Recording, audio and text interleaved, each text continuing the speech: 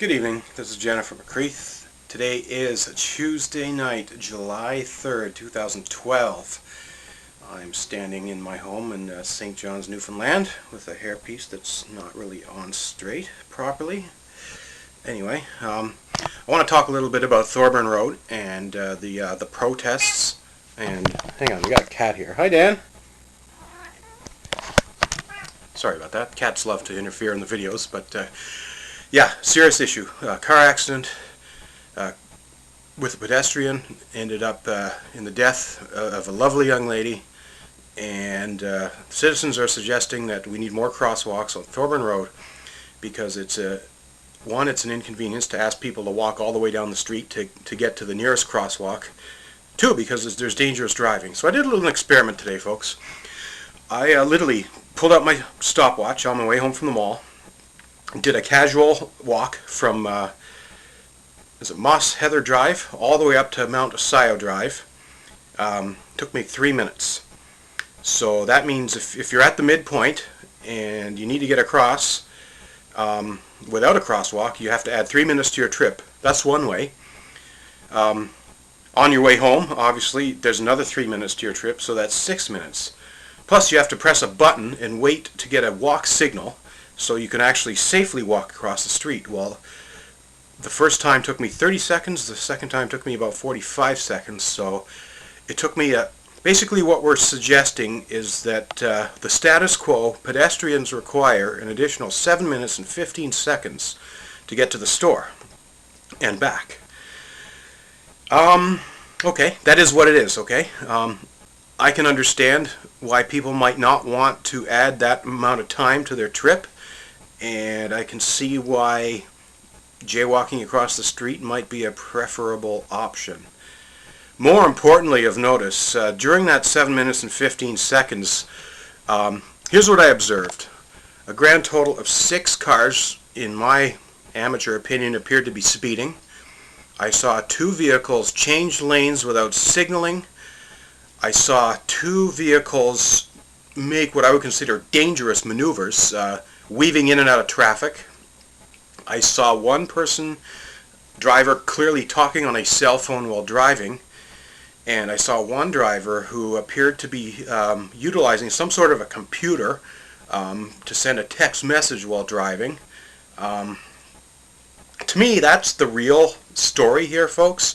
Crosswalk or not, we've got some very dangerous driving going on. We've got people showing complete disregard for the traffic laws, a complete disregard for the safety of themselves, other drivers, pedestrians in the road, pedestrians on the sidewalk, not to mention anything else in the vicinity. How much money does it cost to put another crosswalk in? I have no idea. Yes, this would cut down on pedestrian time and likely reduce the risk of pedestrians feeling the need to jaywalk. Will it force drivers to slow down or pay attention and get off the cell phones and stop texting and signal? I don't know. Probably not. Maybe there's an opportunity there to put a police officer or somebody out there. I didn't see one police officer in that 7 minutes and 15 seconds, not one, and that's understandable. It's a big city and there's only so many police officers, but had there been police officers fixated there's an opportunity to give out, let's see, how many tickets? 6, 7, 8, 9, 10, 11, 12 tickets. You're talking about some pretty decent revenue, which could probably very easily cover the cost of paying for an extra police officer to be on duty there, as well as to raise enough money to put in a crosswalk. I've been reading the websites, the news reports. Seems a lot of people are trying to blame dear poor Erin and saying she should have used the crosswalk and all this sort of stuff. That's fair. Everyone's entitled to their opinion. I don't think anyone knows for sure what exactly happened. Bottom line is there's a lot of dangerous driving. I live in this city. I live very close to this Thorburn Road. That's one reason I'm very interested in this issue. 2, I walk a lot. I live near Thorburn Road and I work downtown and I walk. The walk from Atlantic Place to the Avalon Mall area, you're probably not going, if you take the most direct route, you're not going to see too many crosswalks.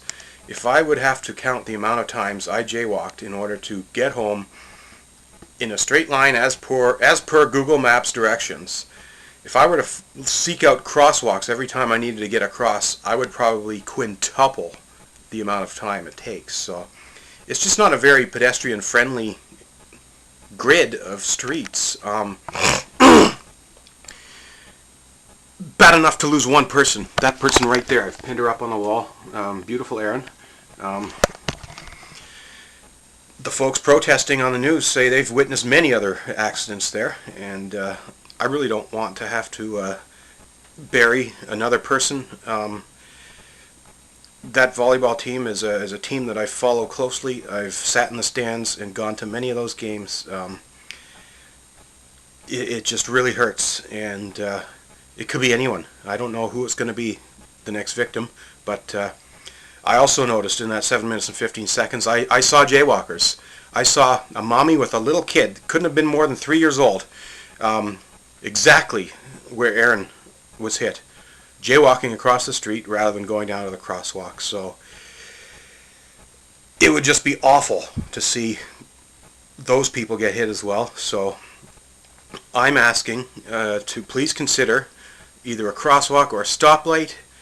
I'm also suggesting that we find a way to enforce driving in the rules. The speeding, the lane changing, the cell phones and the texting, totally distracting, totally opens the door for accidents. Doing nothing is not an option. Protesters, I don't know if I think standing in the middle of the road protesting is the safest way to make a point, but bottom line, something needs to be done, and that's basically my thoughts on the matter. Thank you.